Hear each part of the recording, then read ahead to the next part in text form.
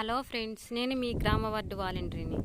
చాలామంది వాలంటీర్స్ చాలా టెన్షన్ పడుతున్నారు. అసలు వాలంటీర్ జాబ్స్ ఉంటాయా, ఉండవా, శాలరీస్ పడతాయా లేదా అని. దీనికి సంబంధించిన ఇన్ఫర్మేషన్ అనేది సచివాలయాల్లో చెప్పట్లేదండి. శాలరీస్ లాస్ట్ మంత్ అనేది పడలేదు. ఈ జూలై 1న శాలరీ అనేది పడలేదు. నెక్స్ట్ మంత్ పడతాయని 2 బిల్లులు పెడతారని చెప్పి అంటున్నారు. అది ఎంతవరకు నిజం అబద్ధం అనేది తెలియడం లేదు.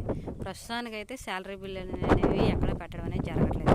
జాబ్స్ ఉన్నాయా లేవా అనేది కూడా క్లారిఫికేషన్ కరెక్ట్గా లేదు. వాళ్ళు ఎస్ అని దీన్ని ఆలోచిస్తున్నారు అన్నారు. అది ఆలోచించిన తర్వాత ఎప్పటి నుంచి జాయినింగ్ డేట్ అనేది ఇంకా చెప్పలేదు కదా. దాని గురించి అసలు ఏంటి విషయం అనేది ఎవరికి అర్థం కావట్లేదు. ఇది మాత్రం వాస్తవం.